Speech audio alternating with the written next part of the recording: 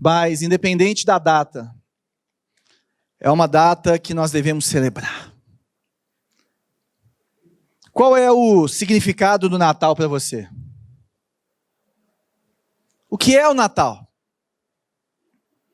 Muitos vão achar que o Natal é uma data de gastar muito dinheiro, de dar presente para aquele seu irmão que não merecia, de ser hipócrita e ficar sorrindo para a sua família que briga o ano inteiro, mas na noite de Natal não pode, porque é santo. Para outros vai ser assim um momento muito gostoso, para outros um momento de dor, de lembrar de pessoas amadas que perdemos ao longo da nossa jornada e que faziam o nosso Natal mais alegre, mais feliz. Mas o Natal, principalmente, nós temos que lembrar que é a encarnação do Filho de Deus que veio para salvar o mundo. Que veio para me salvar, que veio para te salvar. E é um sinal de esperança. E é o maior sinal de esperança para a humanidade.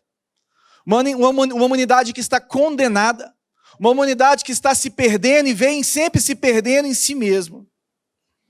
E o que eu queria falar para você nessa noite é que se nós pudéssemos lembrar de uma coisa nessa noite, e se você puder levar no seu coração algo que você vai levar para a sua família, que você vai levar para a sua semana, é que nós precisamos de lembrar que o Natal nos ensina que Deus vai fazer de qualquer maneira.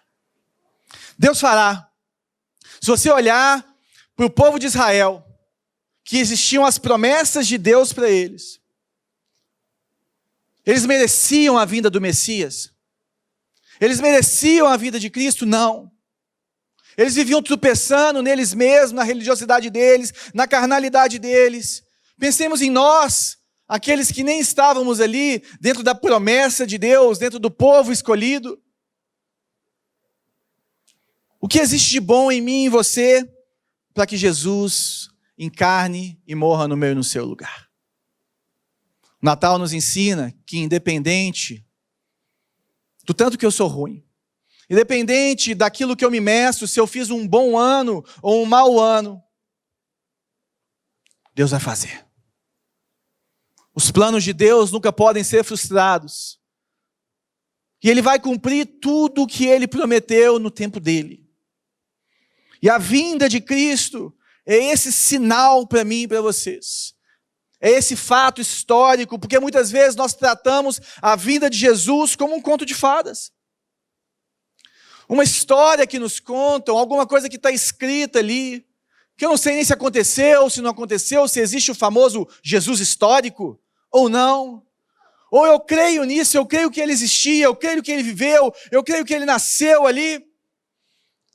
Mas, no meu dia a dia, será que ele tem sido Emanuel?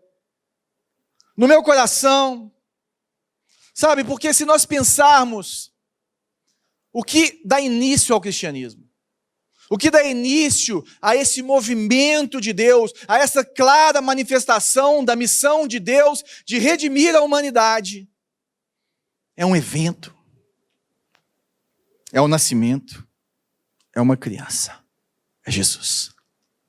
Muitas vezes nós pensamos que a fé cristã começa na Bíblia, mas ela começa numa pessoa que se chama Jesus Cristo.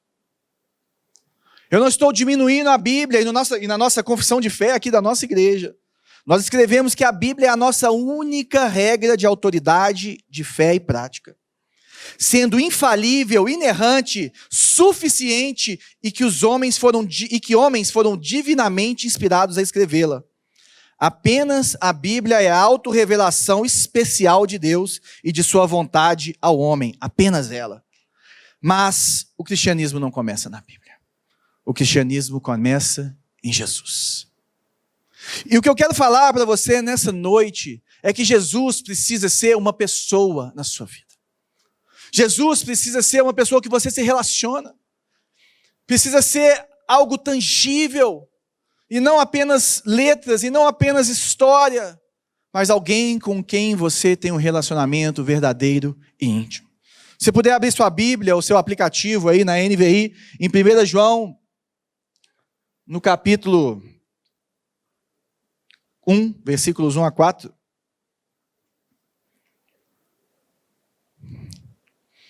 João escreve o seguinte: o que era desde o princípio, o que ouvimos, o que vimos com os nossos olhos, o que contemplamos e as nossas mãos apalparam. Isso proclamamos a respeito da palavra da vida. A vida se manifestou, nós a vimos e dela testemunhamos. Proclamamos a vocês a vida eterna que estava com o Pai e nos foi manifestada. Nós lhes proclamamos o que vimos e ouvimos, para que vocês também tenham comunhão conosco. Nossa comunhão é com o Pai e com seu Filho Jesus Cristo. Escrevemos essas coisas para que a nossa alegria seja completa. João começa aqui escrevendo essa carta. A visão dele é para os gregos, né? Ele escreve para uma cultura grega, uma cultura gnóstica, uma cultura dualista, em que existia uma realidade espiritual e existia uma realidade física, e que elas não se misturavam, e que elas não tinham uma relação uma com a outra. E ele fala que aquele que é o verbo, ele fala aquele que é o logos, e logos, para a cultura grega, é o conhecimento revelado.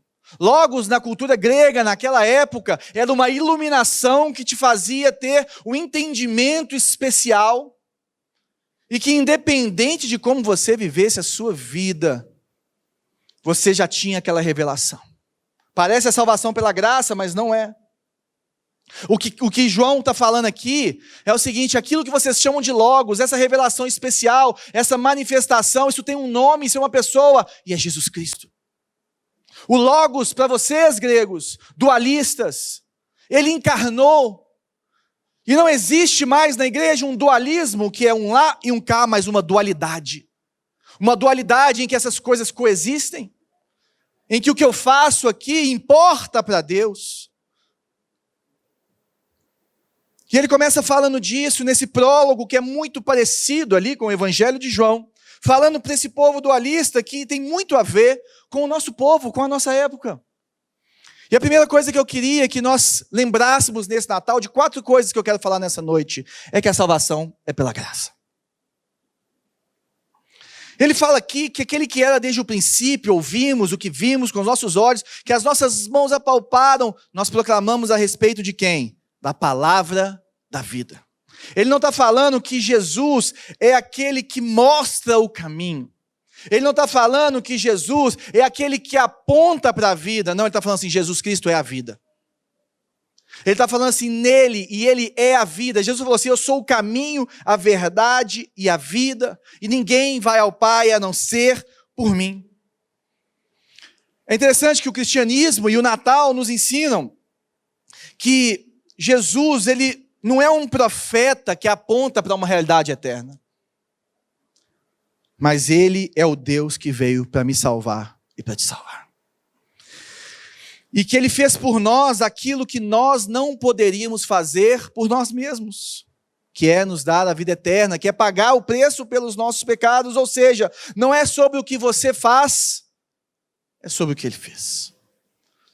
Quando você conhece o Logos, quando o Logos se revela a você, quando o verbo de Deus que criou todas as coisas, que estava com Deus, que é Deus, quando ele se revela a cada um de nós precisamos de entender que é a respeito do que ele fez na cruz. É a respeito dele sair do céu, da eternidade, e entrar aqui nessa bagunça que se chama humanidade, terra caída,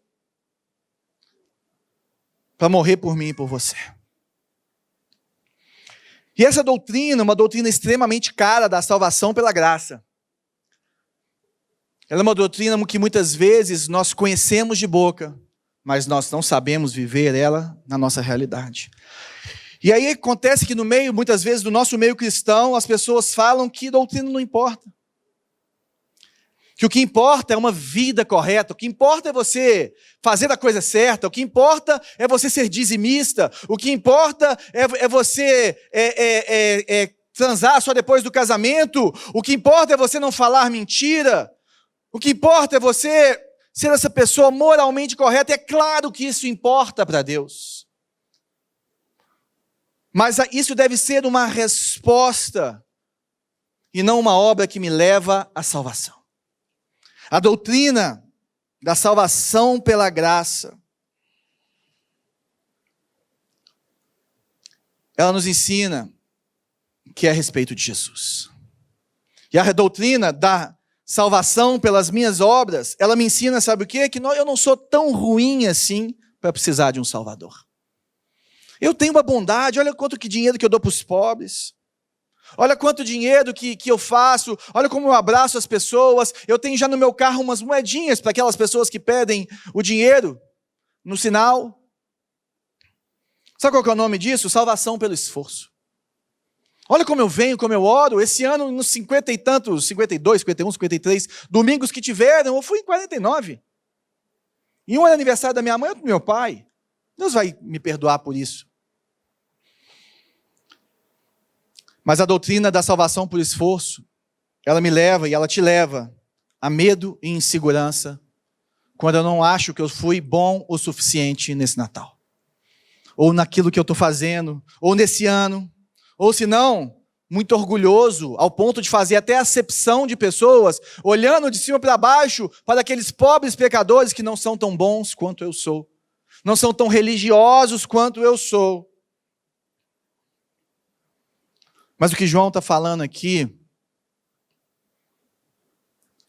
é que, além disso tudo, ele está testemunhando que Jesus invadiu a minha e a sua história. Ele fala assim, olha, o que era desde o princípio, o que ouvimos, o que nós vimos com os nossos olhos, e com o que contemplamos e as nossas mãos apalparam. O testemunho de João é um testemunho que ele fala assim, olha, essa revelação gnóstica que vocês estão falando, na verdade, ela encarnou e eu encostei nela. O Deus vivo encarnou e eu abracei ele, eu reclinei a minha cabeça no peito dele, eu caminhei com ele, eu vi ele fazendo maravilhas, eu vi ele saindo para orar, eu vi ele jejuando. Eu andei com Jesus. Ele está falando assim, olha, Jesus é real. E tudo isso aconteceu de verdade. A salvação é pela graça. Deus, porque Ele quis, Ele encarnou para que Ele se revelasse a nós.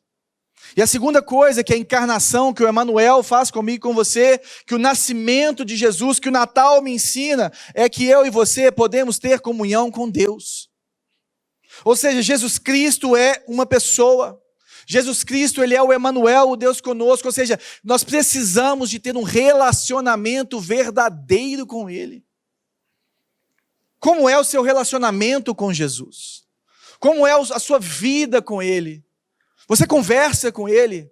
Você tira tempo para Ele? Porque Ele quer ter um relacionamento com você. Ele quer que você o obedeça. Ele quer que você o conheça pessoalmente. Ele não quer ser apenas uma grande força que você acredita. Algo do ar, sabe, uma força e fala, não, igual nós conversamos, igual nós oramos, igual nós olhamos um na cara dos outros, igual nós nos abraçamos, Jesus quer ter esse tipo de relacionamento comigo e com você. Isaías 7, no versículo 14, que nós lemos aqui na abertura, está escrito o seguinte, por isso o Senhor mesmo lhes dará um sinal, a virgem ficará grávida e dará à luz a um filho e chamará Emanuel. Mateus 1,23, ele fala assim, olha, ele escreve isso, depois ele fala assim, o Deus conosco. Ele explica para os judeus que em Jesus foram cumpridas todas aquelas profecias do Antigo Testamento.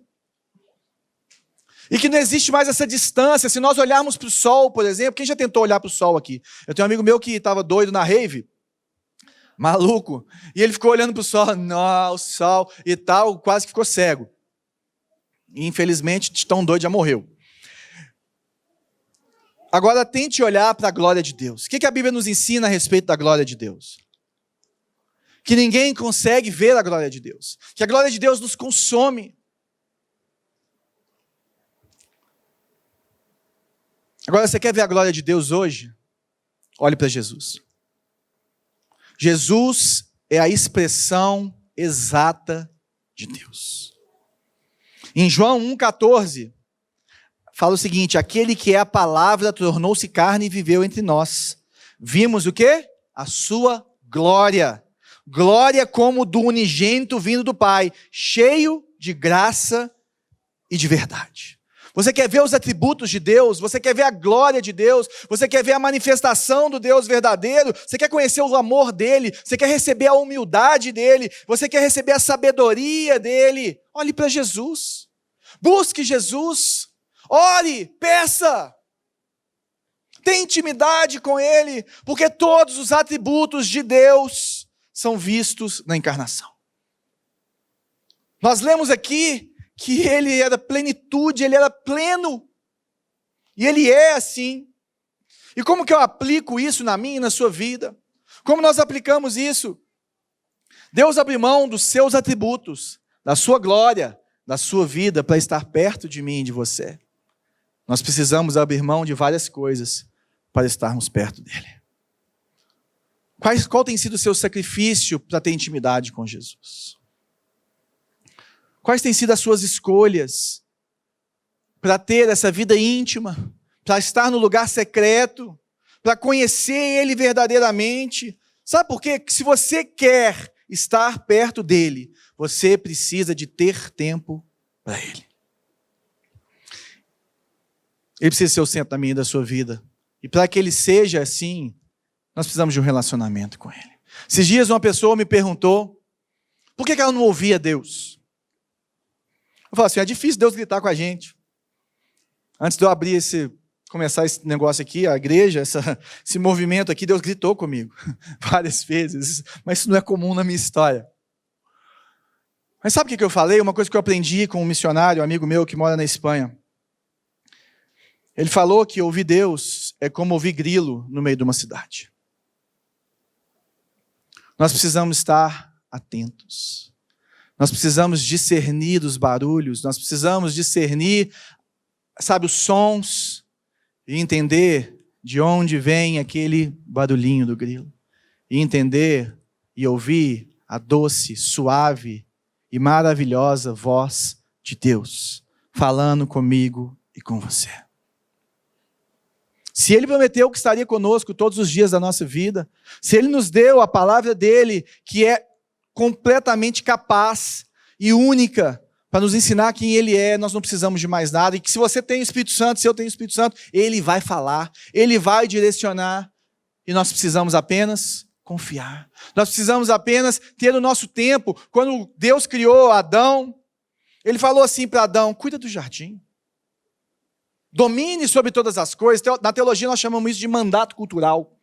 E o mandato cultural é que o homem ele deve ser soberano no sentido de cuidar e de governar essa terra. Ele tinha que fazer isso no Éden, ele deve fazer isso agora. O problema é que o pecado leva ele a governar de forma errada. Mas o nosso mandato é um mandato de governo. É um mandato de cuidado. E nós precisamos cuidar do nosso relacionamento com Deus.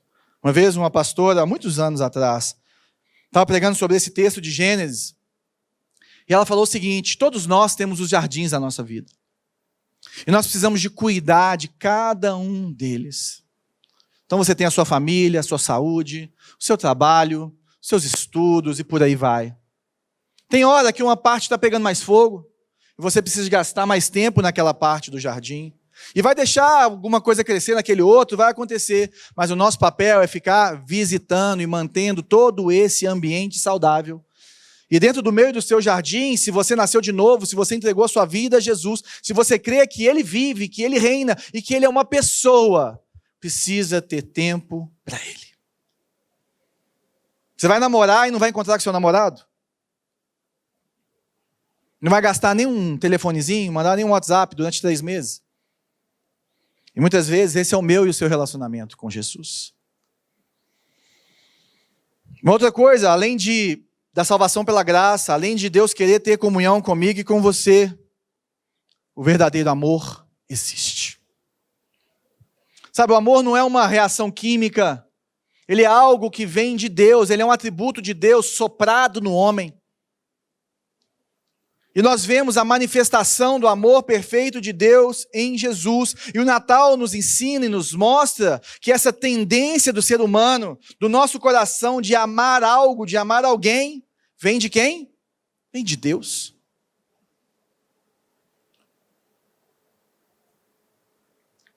Sabe, esse ano foi um ano difícil. Não sei se foi para você, né?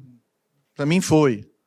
Eu pirei umas 3 vezes, eu queria pular da janela umas 4, jogar minha mulher para fora umas 5. E os meninos toda semana. Vocês estão vendo aqui, né, os 3. Agora eles não estão aí mais não. Não sei porquê. Né? Tire as suas conclusões. Mas foi um ano complicado. Um ano de reformularmos a nossa vida. Um ano de um convívio intenso. De grandes perdas. E muitos perderam amigos, familiares. Outros perderam emprego. Não sei o que você perdeu, mas foi difícil. E essas coisas, às vezes, nos ensinam a desistir de amar. Às vezes, se você se decepcionou com alguém, né, os divórcios subiram a uma taxa enorme. Eu imagino que você deve ter brigado com alguém na sua casa. Se você mora sozinho, eu tenho certeza que você brigou com você mesmo. Absoluta. Não precisa nem me falar, não precisa nem levantar a mão. Mas quando nós chegamos agora no Natal, eu queria te encorajar a lembrar da expressão exata do amor de Deus em Cristo Jesus. Da expressão exata do Deus que se deu por mim e por você. De que o amor importa, que o amor existe, que nós precisamos viver esse amor. Nós precisamos nos entregarmos para Ele e nós precisamos amar o próximo. O Natal precisa me levar através do amor que eu tenho a Jesus, a amar os outros. O Natal nos ensina que o amor existia antes do mundo, criou o mundo e está redimindo o mundo. O amor é eterno. O amor vem de Deus. E o amor vem de onde? De uma relação trinitária do nosso Deus. Se nós olharmos para esse texto aqui de 1 João, que ele fala do Pai e do Filho aqui, né, no versículo 3, nós lhes proclamamos e vimos e ouvimos, para que vocês também tenham comunhão conosco. A nossa comunhão é com o Pai e com seu Filho Jesus Cristo. Faltou só de falar do Espírito Santo aqui, tem só acho que 2 ou 3 versículos que falam dos 3 ao mesmo tempo. Mas é interessante que não só essa parte, mas também no Evangelho de João, do capítulo 5 ao capítulo 17, no capítulo 5 e no capítulo 17, eles nos falam mais da Trindade do que qualquer outro texto, do que qualquer outro autor. Capítulo 5 e capítulo 17 de João. João, ele se liga nisso, ele se liga nessa relação trinitária que nos mostra o que é o verdadeiro amor, que nos mostra o que é a verdadeira comunhão. Ele fala assim, olha, eu tenho comunhão com o Pai, eu tenho comunhão com Jesus Cristo, por isso eu tenho comunhão com vocês. E se você tiver comunhão com Jesus e você tiver comunhão com o Pai, nós vamos ter comunhão, nós vamos começar a ter um relacionamento diferente, nós vamos começar a conhecer o verdadeiro amor, nós vamos começar a ter, através do Espírito Santo, através do conhecimento de Deus, a manifestação do amor diferenciado, que é o amor de Deus, é o verdadeiro amor. O amor importa, e o amor está redimindo o mundo. O Natal é um símbolo do Deus que olha para o mundo que está longe dele, que está afastado dele. E ele fala assim, eu vou quebrar essa barreira. Eu vou romper tudo que está bloqueando, que está impedindo o homem de ter comunhão comigo, de me conhecer mais. E ele se entrega por mim e por você. Ele dá a sua vida por mim e por você. E o Natal significa alegria. Alegria porque, se você olhar aqui no verso 4, ele fala assim, olha, escrevemos estas coisas para que a nossa alegria seja completa. Ele está falando assim, olha, se eu e você, se nós realmente acreditarmos em tudo o que nós falamos sobre o Natal, se nós acreditarmos na salvação pela graça, que eu não me meço pelo tanto que eu fui bom esse ano.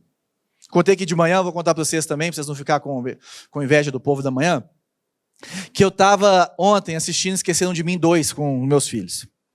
E uma parte maravilhosa do filme, interessante, é que o Donald Trump, bem novinho, aparece no hotel e dá oi para uma Macaulay Culkin, né? Eu falei, gente, é o Trump, muito engraçado. Eu falei, o cara virou presidente. Eu falei, João, esse é o presidente dos Estados Unidos. Já era, né? Até dia 31. Mas é interessante que ele é um menino, assim, bem levado, né? Não sei se você lembra do filme, os mais novos aqui que não podem não ter assistido, assista. Na Disney. Assista o 1 e o 2, depois o 3. E ele é um... E aí ele conhece a mulher que cuida dos pombos no Central Park. E aí ele fala assim, nossa, mas eu fiz muita coisa errada. Eu acho que tudo está dando errado na minha vida, eu estou sendo perseguido e tal, é porque eu sou um menino meio complicado. Ela fala assim, faz o seguinte, no Natal, as boas ações valem dobro. Aí ele fica pensando e fala assim, já sei. Aqueles ladrões vão roubar a loja de brinquedos para poder... E é um dinheiro que é arrecadado para dar para um orfanato. E se eu fizer essa boa ação, eu estou perdoado. Se eu fizer essa boa ação, ou seja, o meu esforço, né, que vai valer o dobro, o 2x, ele vai trazer essa salvação. E aí ele vai lá, faz aquilo tudo e acaba com os caras de novo. Mas é interessante como que a associação do Natal com redenção, a associação do Natal com perdão, a associação do Natal a olhar para a minha vida, para a sua vida. E nós precisamos de não ser como essa criança. Todos nós vamos fazer balanço desse ano. Se você está igual eu, depois dos 40, os balanços começam a ficar mais dolorosos. E se você não malhou, no ano que vem vai ficar dolorido. Mas é interessante que nós precisamos de olhar para as nossas vidas. E às vezes você foi péssimo esse ano. Deu ruim. Às vezes todos os seus planos foram frustrados. Como eu, que achei que em agosto meus meninos iam para a escola, minha filha, que minha vida ia ser perfeita. Gente, depois eu conto para vocês. E muitas vezes você pode sair e entrar no Natal, ou entrar no ano que vem, muito chateado. Entendendo que você está em dívida com Deus. Mas sabe o que eu e você podemos fazer? Lembrar que na salvação pela graça, o amor dele se manifestou e ele não mede o amor dele pelo que eu faço, mas pelo que ele fez. Se você tem que pedir perdão para alguém, peça. Porque o amor se manifestou e ele habita entre nós. Peça perdão, se reconcilie. Saiba que Jesus Cristo te reconciliou com o Senhor. Se esse ano foi um ano de péssima comunhão com Deus, comece agora, comece hoje, comece amanhã a ter o seu tempo com Jesus Cristo. Comece a conversar com Ele durante o dia. Lembre-se de que Ele é uma pessoa e que Ele quer se relacionar comigo e com você. É interessante que até o Natal existia o céu, existia a eternidade, né? E existiam bênçãos. Não sei se aconteceu isso com você antes de você converter, não sei se você nasceu na igreja, não sei. Mas era assim, Deus é uma coisa distante. Eu preciso de alguém que tem relacionamento com esse cara, para ele pôr a mão na minha cabeça. Eu sei que os crentes têm essas coisas também, vai no profeta porque vai falar, né? O pastor tem a oração mais ungida. Esses trem, essas heresias que a gente acredita. Mas assim, essa é outra conversa para outro dia, para o ano que vem, guarda isso aí. Tá? Se você ficou bravo comigo por causa disso, pode me chamar para um café que eu te explico isso aí. Mas é interessante que você tem acesso a Deus. Só que antes de conhecê-lo, ele era aquela coisa etérea, aquela coisa distante, aquela coisa assim, nossa, é um Deus. E eu tinha a minha realidade, eu não sei se você tinha a sua realidade, os meus sofrimentos, as minhas limitações, o meu dia a dia, a minha vida, os meus medos, os meus sofrimentos. Não sei se é assim com você. E muitas vezes Jesus Cristo entra na nossa vida e os sofrimentos acabam. Mentira, gente, eles continuam. A vida continua. Só que muitas vezes a gente continua relacionando como se existisse um Deus distante.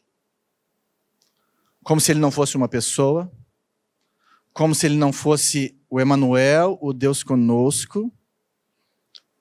E o Natal, gente, simboliza uma coisa muito importante para mim e para você, e simbolizava para os gnósticos daquela época.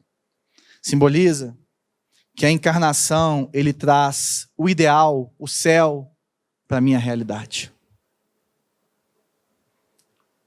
Jesus Cristo sabe exatamente o que é sofrer. Jesus Cristo sabe exatamente o que é a dor, o que é a tentação, o que é o sofrimento, o que é a morte. Não existe nada que eu e você possamos passar que ele não passou e que ele não conheceu. Ele encarnou. Ele nasceu da Virgem.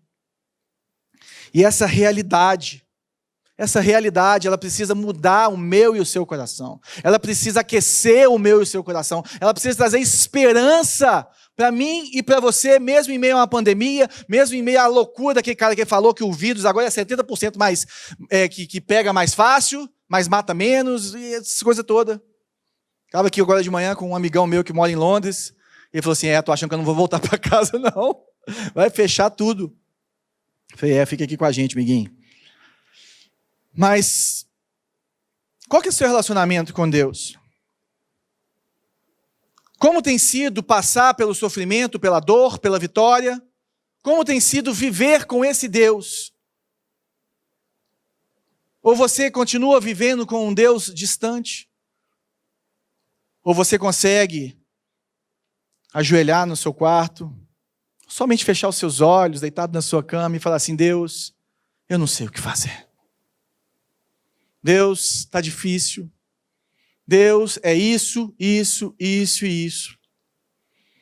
Eu não sei de nada. A única esperança que eu tenho é que o Senhor vive, que o Senhor conhece a minha dor e que o Senhor vai voltar. E que o Senhor fez uma promessa, meu querido, que eu sei que o Senhor vai cumprir, que o Senhor estaria comigo todos os dias da minha vida. Eu queria te lembrar, meu querido, que independente do que você está fazendo, independente do que eu estou fazendo, Deus vai fazer de qualquer forma. Deus vai fazer de qualquer forma. Deus nunca se atrasa. O tempo dele é perfeito. Uma vez eu estava escutando um pastor que eu gosto muito, o Jay Bauman, ele falando sobre o Kairos. E o Kairos é o tempo de Deus, é o tempo perfeito de Deus, e o tempo que nós vivemos é o Cronos, que é esse tempo, do dia a dia e tal. Ele fala que quando o Kairos encontra com o Cronos, é como se você passasse correndo numa lombada, num quebra-mola, que você dá aquele pulo. Só que esse pulo precisa te impulsionar para outro lugar. Quando o tempo de Deus encontra com o tempo do homem, quando o momento de Deus encontra com o meu momento, quando o milagre vem, quando a bênção vem, quando ele abre um caminho no meio do seu deserto, ninguém consegue segurar. Eu tenho certeza que o Kairos de Deus vem sobre a minha vida e vem sobre a sua vida. Sabe o que eu preciso fazer? O que eu preciso fazer? Esperar em Jesus. Ter esperança nele. Sabe, essa realidade da encarnação, essa realidade do Cristo vivo precisa encher o meu e o seu coração e transformar a minha e a sua vida, para que essa esperança não só aqueça a mim, mas a todos aqueles que estão à minha volta. E o pessoal não entender nada. Eu lembro que eu trabalhava na mesa de operações da Fiat Finanças. E tinha época que era assim, por exemplo, fechar câmbio para mandar dividendos para a Itália. Era aqui em cima, aqui, né? R$1 bilhão. Aí tinha que comprar de euros, para mandar da Fiat Automóveis, claro, que era a vaca leiteira. E aquela tensão de negociar centavo, imagina. 1 bi. E o povo lá, o povo suando, não sei o quê, eu tô lá, fazendo minhas coisas. Um dia um cara me chamou, isso é para a glória de Deus, gente. Falou assim, João, o pau quebra aqui, mesmo de operação, como é que você consegue ficar tão calmo? Aí Deus me deu uma inspiração na hora, eu falei assim, cara, eu estou aqui dando o meu melhor todos os dias. Eu não deixo nada aqui além do meu melhor. Se isso não for o suficiente para essa empresa, se isso não for o suficiente para o que eu faço, eu não tenho nada para fazer. Eu confio na mão poderosa de Deus, eu confio na capacitação que Ele me deu, eu confio que Ele está comigo todos os dias da minha vida. E muitas vezes eles me zombavam, muitas vezes eles me zoavam, que eles iam sair para tomar cachaça, eu vinha para a igreja, mas quando o filhinho ficava doente, quando tinha problema na casa deles, quem que eles procuravam? Aquele que conheceu o autor e consumador da nossa fé. Aquele que aquela coisa ideal, distante, é uma realidade viva na minha vida. Aquele que fala com Deus e que escuta Deus. E não é porque eu sou especial, não, meu querido, é porque eu sou crente, igual você. E porque o véu se rasgou de cima para baixo, e não de baixo para cima, porque a obra é de Deus e não minha. E porque Ele quer ter um relacionamento comigo. Então que nesse Natal possamos lembrar que a salvação é pela graça. que nós temos comunhão com Deus, que o verdadeiro amor existe e que devemos nos alegrar. A alegria minha é ver cada um de nós vivendo isso nesse próximo ano, como pastor dessa igreja. E eu creio que a alegria de cada um de vocês é ver os seus amigos, ver as pessoas que vocês estão evangelizando, que vocês estão discipulando, viverem essa verdade. Eu tenho certeza que a sua alegria vai ser dobrada. Eu sonho um dia ver os meus filhos vivendo para o Senhor, amando Jesus acima de todas as coisas, entregando a vida deles, se sacrificando por Ele, vivendo para Ele. Esse é o meu sonho, de ver esses 3 que estavam aqui, vivendo uma vida com um Jesus encarnado, vivo. Veja ali no fundo o Denilson, meu amigo, Emília, como deve ser bom para eles, que tem 3 filhos também, ver os 3 caminhando no caminho do Senhor. O fruto do penoso trabalho. Esse é o meu desejo. E eu queria terminar lendo aqui esse mesmo texto na mensagem. Desde o primeiro dia, estávamos lá, participando de tudo. Ouvimos com os nossos ouvidos, vimos com os nossos próprios olhos. Tocamos com as mãos, a palavra da vida se manifestou bem diante de nós. Somos testemunhas oculares. Agora, sem floreios, contamos tudo a vocês. O que testemunhamos foi simplesmente incrível. A infinita vida do próprio Deus tomou forma diante de nós. Nós o vimos e o ouvimos e agora estamos contando a vocês, para que, como nós, tenham a experiência da comunhão com o Pai e o Filho Jesus Cristo. A razão de estar escrevendo é apenas esta. Queremos que vocês desfrutem isso também. A alegria de vocês duplicará a nossa. Que você possa levar para a sua casa essa realidade de que Deus vai fazer de qualquer forma. Que você possa levar para a sua casa esse desafio de ter um coração aquecido por Ele, de ter comunhão com Ele, de ter intimidade com Ele, e de se alegrar em passar essa mensagem, de se alegrar em falar assim, cara, eu preciso de proclamar isso para você, eu preciso de caminhar com você, porque se você viver isso, a minha alegria, que já é grande no Senhor, vai ser dobrada. Eu vou orar. Senhor Deus, muito obrigado por essa noite, por Tua palavra, porque o Senhor encarnou, porque as pessoas viram, apalparam, sabe, conviveram, viram o Senhor subindo aos céus. E agora, através do Teu Espírito, nós podemos ter uma experiência verdadeira contigo. O Senhor continua em corpo, glorificado, sentado à direita de Deus, esperando o dia em que o Senhor vai voltar. Rei das nossas vidas, Senhor e Salvador, o Senhor continua soberano. Eu oro que nesse Natal nós possamos sempre lembrar do Teu Evangelho, da salvação pela graça, lembrarmos de termos uma comunhão verdadeira contigo, lembrarmos que o Senhor é maravilhoso, que o amor realmente existe, importa, e que nós devemos amar uns aos outros, e que não existe alegria maior do que viver contigo e compartilhar da Tua verdade, Senhor. Eu oro nessa noite por aqueles que chegaram aqui e que não Te conhecem verdadeiramente. Que o Senhor quebre os nossos corações, que essas pessoas possam entregar as vidas delas para o Senhor, possam realmente ter o coração sondado pelo Teu Espírito Santo e venham a Te conhecer verdadeiramente, entregar a vida a Ti e ter um relacionamento verdadeiro contigo, serem seladas pelo Teu Espírito Santo. Aqueles que chegam aqui desamparados, aqueles que chegam aqui sem intimidade contigo, eu oro por avivamento na vida deles, eu oro por fogo novo, por fogo fresco, por enchimento do Teu Espírito, Senhor, para que eles busquem, para que eles se sacrifiquem para uma vida de intimidade e de um relacionamento verdadeiro contigo, Senhor.